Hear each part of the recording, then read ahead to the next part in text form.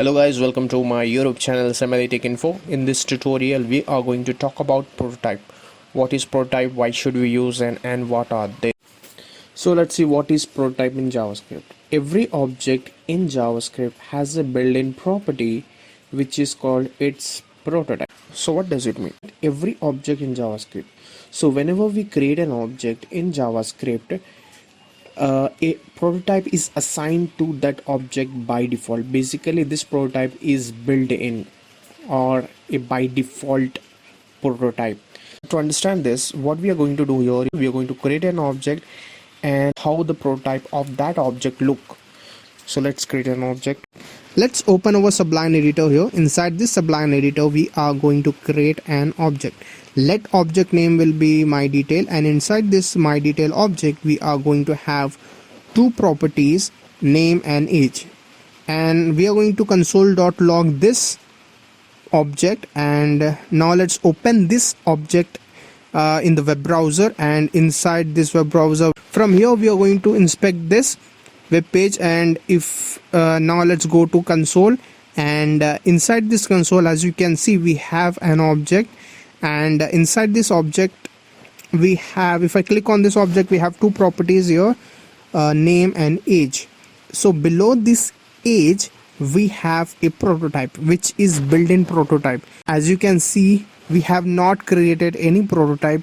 So whenever we create an object, the prototype will be created automatically inside our object. Now let's talk about prototype chain. So what is prototype chain? So prototype itself is an object consisting of other different prototypes inside that object, forming a prototype chain.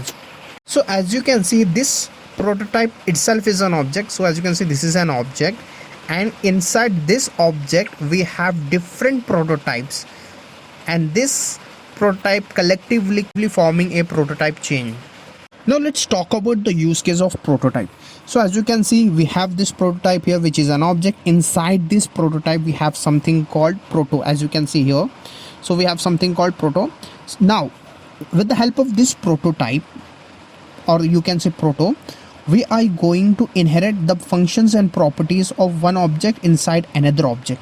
Let's see how to do that. So let's say we have an object here with the name participant1, and inside this object we have two properties, name and battery percentage, which is 70 here, and also we have charge battery method which going to charge the battery of participant1 from 70 to 100%. Let's say we also have another object with the name participant2, and inside this object we have property name and battery percentage, which is 30, and we also have a duplicate charge battery method which going to charge the battery of participant 2 from 30 to 100%. So as you can see, we for two different objects we have same method. As you can see, the code is duplicating here as we are using same charge battery method for two different objects. So let's see how to remove this duplicate code with the help of prototypes. So what we can do here, we can create another object and we can keep this charge battery method inside that object. Let's create an object with the name my method, and inside this method we are going to have our charge battery function, and we also have two other objects, that is participant1 and participant2. Now let's say the object participant1 and participant2 want to inherit the charge battery function of my method object to charge their battery. But how can an object can inherit the function of another object? The answer is prototype, using prototype. So let's talk about the definition of prototype. So prototype is a mechanism by which an object can inherit the function and properties of another object. Let's open our Sublime editor. Inside the Sublime editor we are going to code our my method object, and then we're going to code participant1 object, and we're going to copy this, and participant2 object. So we have all these three objects.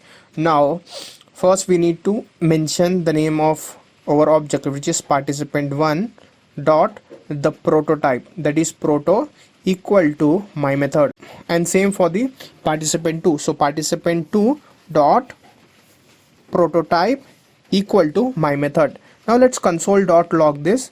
Console.log the name of the object, that is participant1 dot the charge battery function, and same with the participant2. Console.log participant2 dot charge battery function.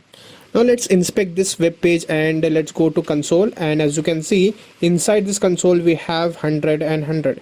So as you can see, the battery of our participant1, which is 70, become 100%, and the battery of participant 2 from 30 to it's become 100%.